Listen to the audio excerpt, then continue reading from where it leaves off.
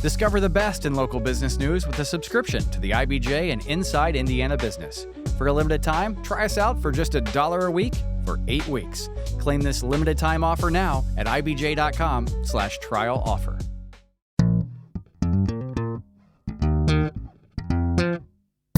Welcome to the IBJ podcast for the week of November 10th, 2025, brought to you by Taft.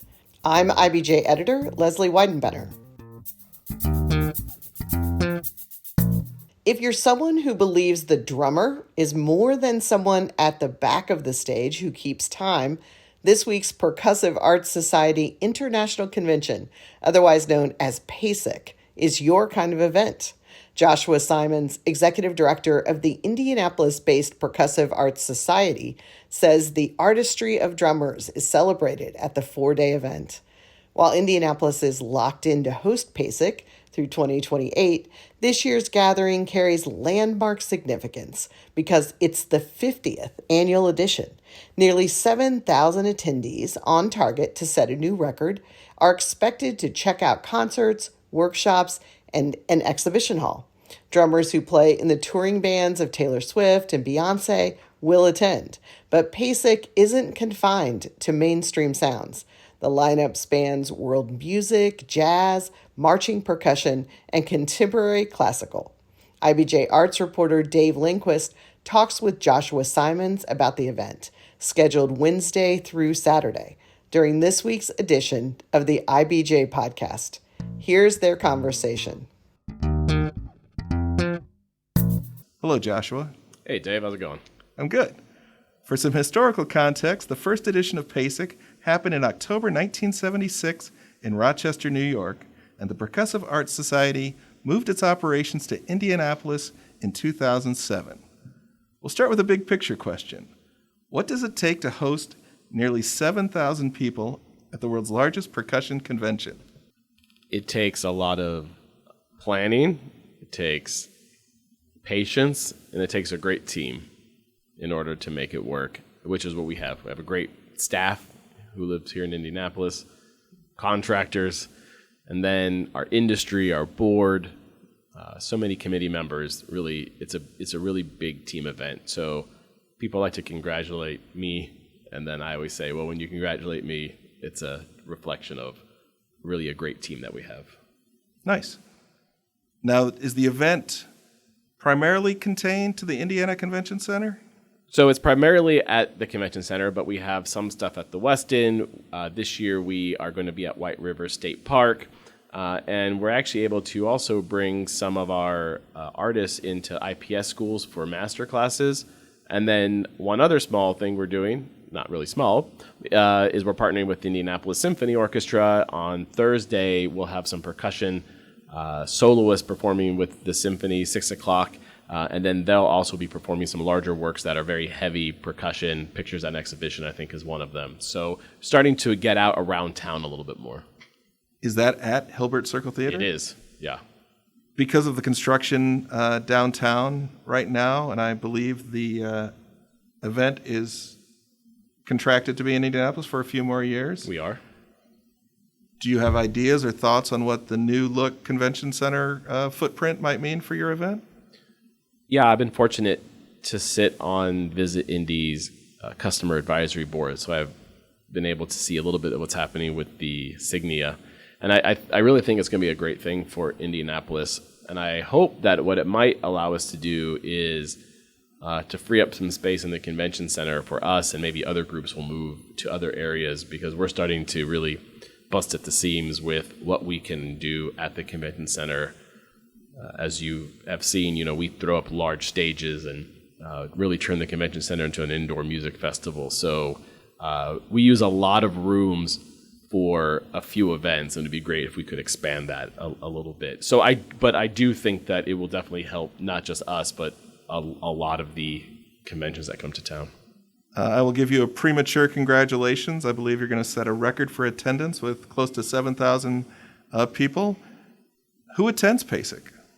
We really run the gamut of so many different people who are interested in drums and percussion. So professional musicians, professional educators of all ages from primary through collegiate, students, hobbyists, industry, and then also just local residents who just really like to come out and see what's happening in their town. And for us, it's people who just really enjoy music. Music lovers, can come and have come and just are really wowed by it. And, the thing about drums and percussion is I think there's something really natural about drums and percussion rhythm. We all have rhythm. We're all kind of drawn to, you see a drum, you want to hit it or Sure. or whatever. And I believe that our instrument is one of the most accessible instruments around. And so I feel people have this affinity to want to try something. And you can when you come to PASIC, there'll be people giving lessons in the hallways, or we'll have flash jams where you can just kind of join in with an interactive drum circle. You'll get pulled into a drum circle. We actually have one of the rooms upstairs. There's many interactive things happening upstairs. So this isn't just a convention where it's just like sit and watch. There's a lot of participation happening. And then you can go to the expo hall where people want you to try their instruments at a normal volume, of course. Yeah. Don't go in there and start wailing on everything, but try the different products, see the new technology that's out there. Our instrument our art form and instrument has come a long way, and they want you to take the sticks to try the instrument. So that's just a really cool experience as well. The lineup spans world music, jazz, marching percussion, contemporary classical, on and on. How do you create a program that serves such a diverse group of disciplines? It helps that the organization, PAS, has a number of committees already that are centered around different disciplines. So we have our world music committee, we have our keyboard committee, our marching and rudimental committee, drum set, you name it. And so that helps us really then program, because we know what those larger disciplines are already. It's really part of who we are. I think the challenge is, given so many different disciplines in drums and percussion, it really limits how many of each thing. So we have more than 100 artists there, but we might only have 7 marimba players and 4 music technology, because we have such a diverse grouping. It's not just classical trumpet and jazz trumpet. Gotcha. So there's so many different things. So it's really hard, because there are incredible musicians who don't have the opportunity to play all the time just because it's really limited. It's not, well, why am I not part of the 100? It's, well, there's only 6 spots for what you do.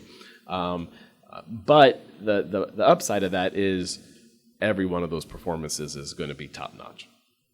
I wanted to ask about Inuksawit, which is planned at White River State Park. How would you describe this immersive experience? There's a piece by John Luther Adams, Inuksawit, which is for 9 to 99 percussionists, and it's been supposed to be done outdoors, but we were in touch with the composer, who said, because it's PASIC and it's the 50th event, sure, do more. And so he granted us that, okay. So we have about 150 people. We'll be scattered all around White River State Park, and the whole idea is you're supposed to walk through the park, listen to nature, listen to all these percussionists, all this sound. And that's been a real lift. And I would not be able to do that without an incredible group of volunteers who are really putting that together, led by one of our board members, Dr. Megan Arns from the University of Missouri, and then Steve Schick, one of our legends in the Percussive Arts Society. So they're doing that. That's a free performance, and a big shout out to the Indianapolis Arts Council for helping us fund that work. But that is one of those. They've done online rehearsals and sectionals, and then they're going to get one big rehearsal on Friday night, and then they're going to do some stuff out in the park on Saturday morning, and then at 1 o'clock on Saturday, it's going to be this killer, amazing piece. And of course, it's not going to rain. So, Joshua, what does the 50th edition milestone mean to you? Wow, I haven't been asked that question. I think it means relevance, permanence, that we are an organization and an art form that is relevant today. And you can see that in our artists, in the type of music being performed. That's really important, that our, drums and percussion, people just think of the drummer in the back. And that's not. We are a real art form that performs as a group with many others. And so what it means is that, I think back to the founders, who probably, none of which, we had 14 founders of the Percussive Arts Society, none of which probably could imagine that this is what PASIC 50 would look like. And we have one gentleman who has been to all 50 PASICs. Wow. Who will be John Beck Sr., who was the host at that first PASIC at Eastman School of Music in Rochester. And John will be there, a past president of the Percussive Arts Society, a huge champion.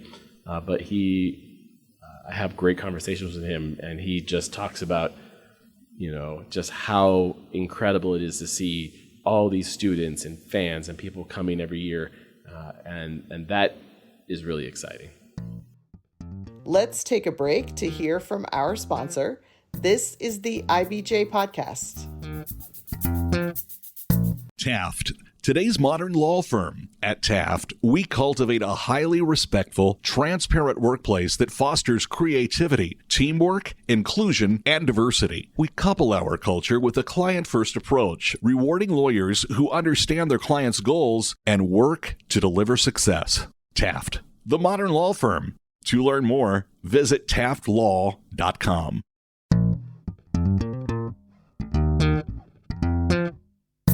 Welcome back to the podcast. This week, IBJ Arts reporter Dave Lindquist is talking with Joshua Simonds about the Percussive Arts Society International Convention, which is taking place this week in Indianapolis.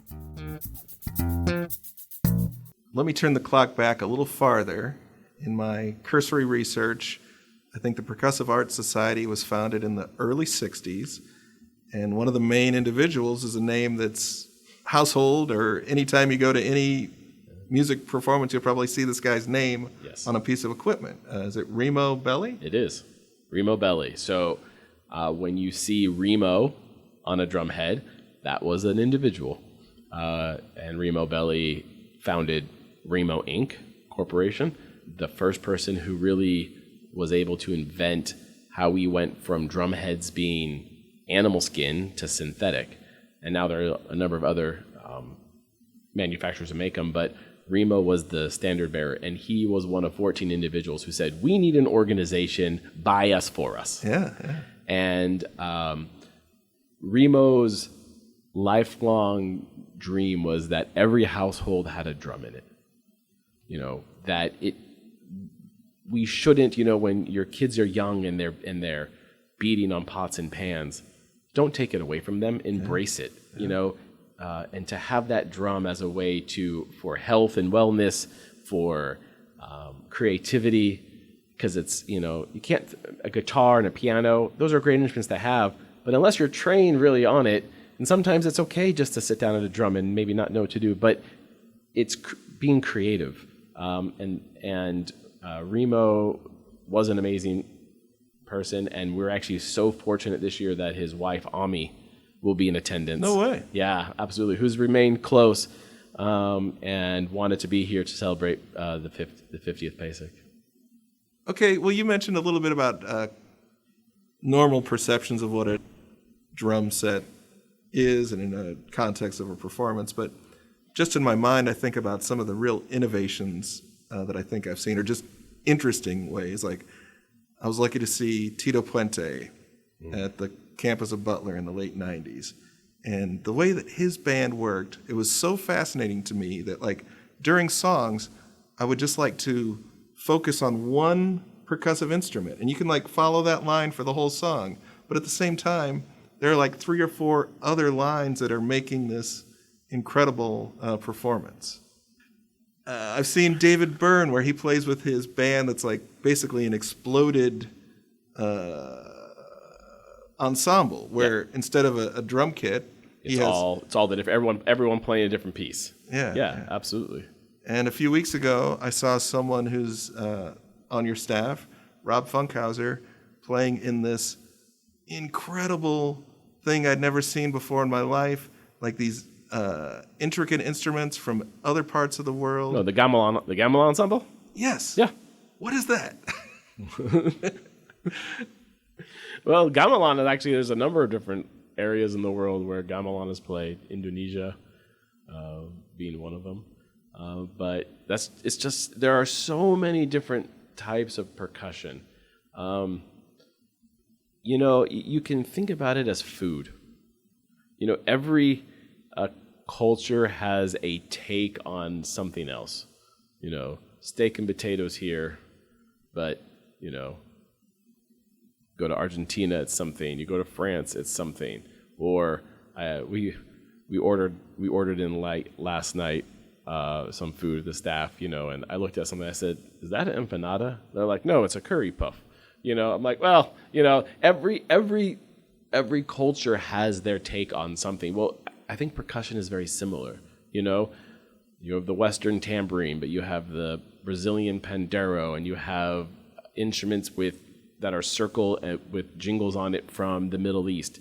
You have keyboard instruments, marimbas and xylophones that are Western, and then you have gills from Africa, and you have gamelan, dulcimers, you name it. And so that's the beauty of it, that there is this, it's all connected, yet also different and beautiful. And it brings back, the authenticity of that culture's music. You wouldn't just throw in a xylophone to play the gamelan. You play the gamelan because that's the instrument. It's different. The grip is different. The music, how you sit or stand or whatever it may be. That's the beauty of drums and percussion. You have no shortage of star power at this year's event. Dave Weckl, known for his work with Chick Corea, Nile Rodgers, Simon and Garfunkel, he'll be here. One of my personal favorites, Glenn Cochi of Wilco, will be here. Plus drummers associated with perhaps the two biggest names in modern music, Taylor Swift and Beyoncé. That's Matt Billingsley for Taylor and Nikki Glaspie for Beyoncé. What do these appearances mean to PASIC? We're honored that the moment any of those musicians are off tour, that they'd want to come and spend their time and their knowledge with our attendees. And so, we've been trying to get Matt here for a while. Matt's played at different state, days of percussion. And when I talked to Matt last year when he was in town for Taylor, wow, I said, I said, all right, as soon as you're off tour, we're getting you back. Yeah, Nikki, Rashid Williams, who plays with John Legend, and I think Rashid's on Saturday, the last day of PASIC, and then he's staying in town because John is playing Sunday in Carmel, maybe, and so he's just staying over and playing with John Legend, and Greg Clark Jr., who plays with Will Smith. It says a lot, but I also want to say that it also just makes you remember that these are just our colleagues, and that's the gig they have, and it's a really cool gig, but they are also not like, Matt isn't Taylor and Nikki isn't Beyonce, and that's a great gig that they have, but they're also just part of our community, and they also find it just as amazing that their teachers are here, right? Glenn Cochi, an amazing drummer, but his session this year is on his solo works. So this is the 20th anniversary of his Monkey Chant, which, and he went to the University of Kentucky, and Jim Campbell is a Hall of Famer and legend, educator, marching person, and he owes so much to him. So, that's the great thing. We have this star power who really believe in our organization and this convention because it has helped them, whether they were a student and came when they were younger. And that's really the great thing. I believe that ego is left at the door when you come to PASIC, that everyone is just there about helping lift everyone else up. If I could ask an industry type question, I'm guessing in discussions, people talk about, there just aren't as many recording studios anymore. And what is this AI thing? Is that going to take my gig? Are these topics that people talk about at the convention? we talk about it year round. Now, I will say that many drummers have their own studios in their house now. And I don't think that AI is going to take their job. I don't think AI is going to take the job of live music or recording. I remember not too long ago when everyone started freaking out about digital drums. Oh no, there will be no more acoustic drums and this is going to take over. No, it enhanced it, and now you see hybrid drum kits or people with their pads on top of everything. So maybe it becomes another enhancement, another way to use technology. But I just don't see a place there AI takes over the live music. Maybe even it makes recordings better in some way. I don't know how I feel about that also. I love hearing a recording that isn't 100% perfect because I know it's authentic. Are there other aspects of the gig that's changed over time that people are keeping their eye on? Yeah, what I hear from people is, I will say that touring has become really important. You used to be able to make a lot of money with recordings, and that, touring and merch now are really the way that touring musicians are making their money. You have educators, you have who do their thing, you have industry who's doing their thing, but touring musicians, it's become really hard because they're gone for a long time from their families. And I have this pipe dream is that I still feel like the drummer doesn't get their due, especially in the bands. Like, let's give the drummers their due. It's really hard to have a really great drummer, and we need to make sure that they're paid correctly, that they're taken care of. They're not just hired by the hour, or let's make them full members of the band, please. And that's a whole nother conversation, and I won't get into who you may think is a member of the band who isn't, but let's give the drummers their due. It's time. Well, on that contrast between touring versus session work, as you mentioned, I mean, that's commitment. That's your health. That's your time. That's your endurance that's being tested. Yes, 100%. It is a constant conversation. I check in with my friends. How are you doing? How are you doing constantly being gone? To constantly live in that world of, well, when my boss doesn't want to tour, I'm not making money. You are dependent on so much. So when they're out on the road, go see them. Go buy a ticket, because it does, that's their livelihood. And we need to support live music, anywhere we can. PASIC is another example of that. How can we be creative in our world and continue to support live music? You'll have some New Orleans flavor with a performance by the band Galactic to close the event. What makes Galactic a good fit for PASIC? It's a celebration. It's a celebration. There's a number of groups that we could have had there, but I've been wanting Galactic to be at PASIC for a few years. Just their energy, Stanton's commitment. What I do love is making sure that when there is someone on stage, that there is a connection to PAS.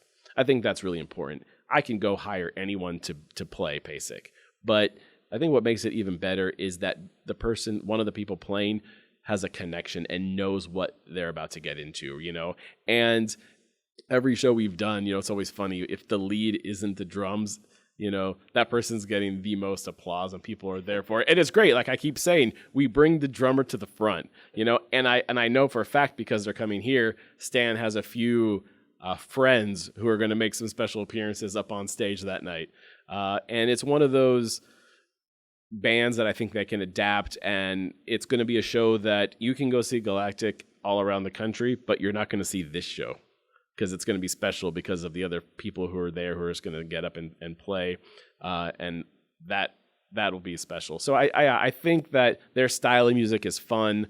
Drummers and percussionists appreciate that kind of atmosphere, and he's an incredible drummer. So We're talking about Stanton Moore. Stanton Moore. Yeah. Excellent. What can you share about the new initiative with Arsenal Tech High School and H.L. Harshman Middle School? This was something that we set out during our strategic plan, was how can we make sure that we get out into the community.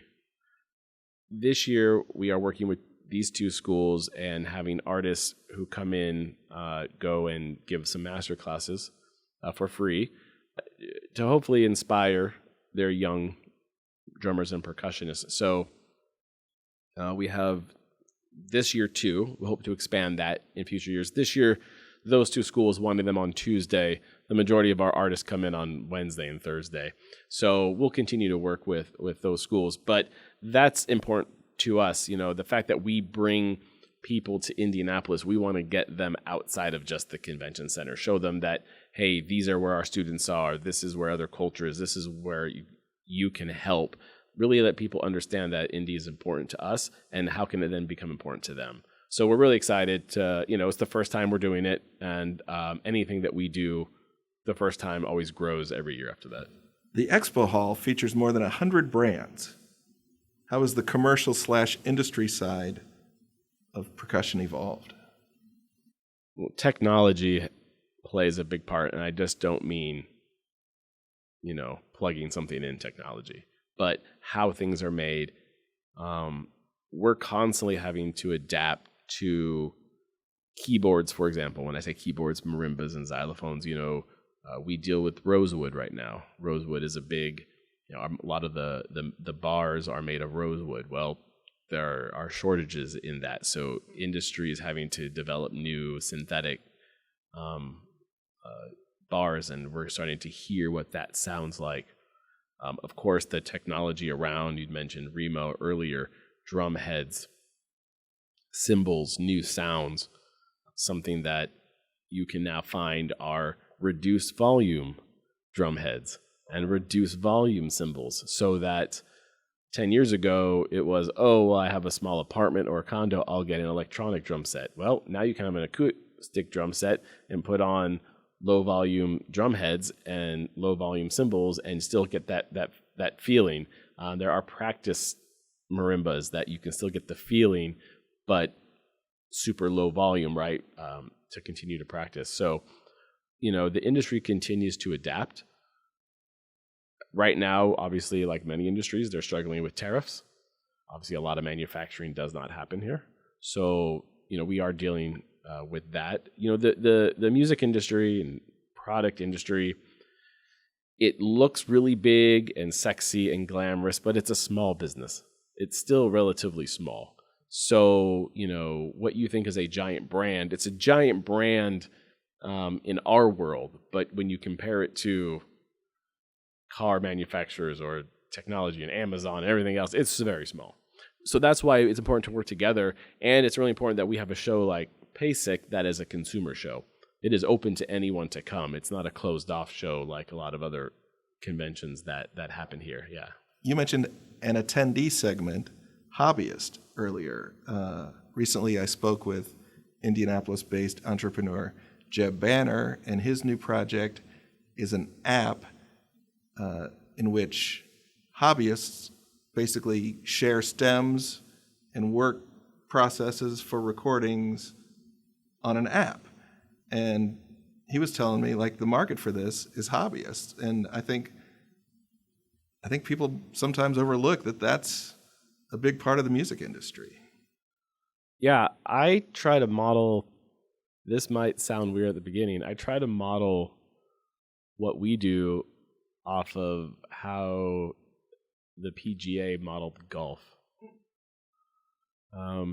Golf didn't become what it is because of those men and women on tour.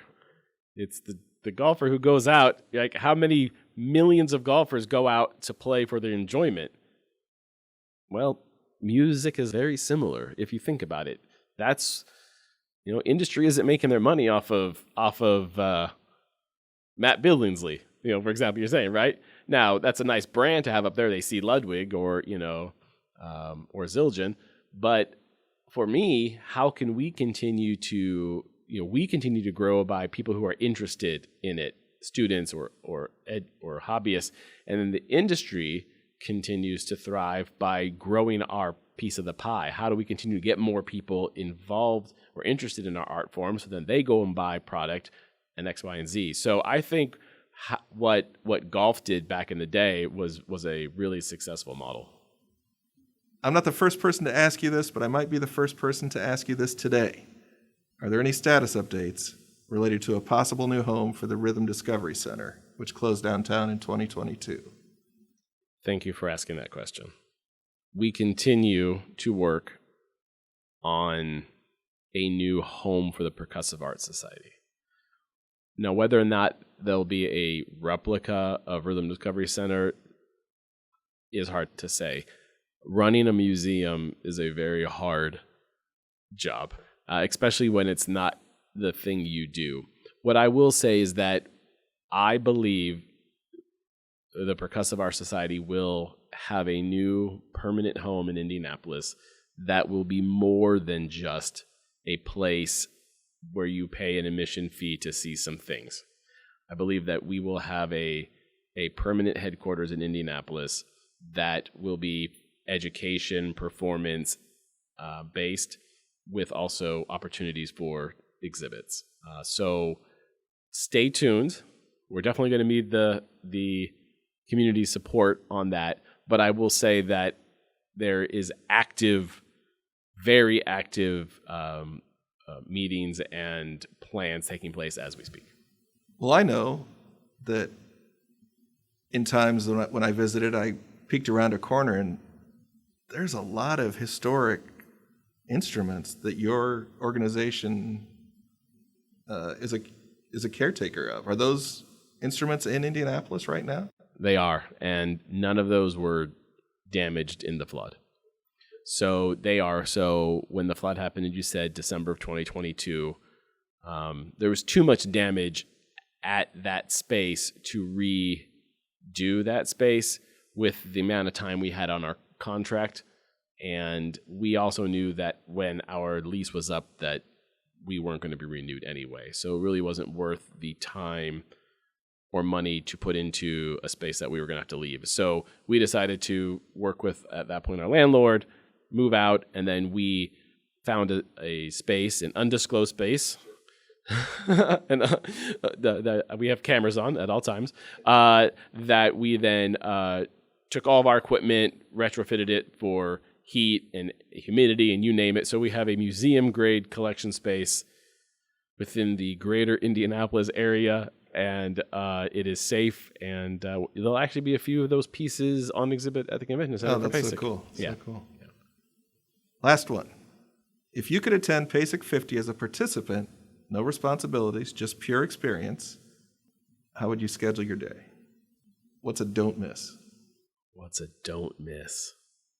The evening concerts are not to be missed. If you're a late night person, the Westin at 10 o'clock on Friday is a don't miss. Pro tip, all right. We bring in the mayor of Indy, Mr. Rob Dixon and his group, and then there is just a number of drummers who sit in, and you never know who's going to sit in. How I would schedule my day is I'm not someone who wants to sit and listen to the same genre all the time. So I would make sure that there was a little bit of everything, and that I would also make sure that I ate and drank water, because it is a long day, and make sure that if you don't have your own earplugs, that you're using your earplugs, and I would make sure I have all of that ready to go. But I would just sit and try something new. If I've never heard something before, that's what I would really want to be like. I've never heard that artist. They must be good. Why are they here? So let me go check that out a little bit. Excellent. Those are excellent tips. For more information about PASIC, scheduled Wednesday through Saturday at the Indiana Convention Center and elsewhere, visit pas.org. Thank you, Joshua, for your time today. Thank you. I appreciate it.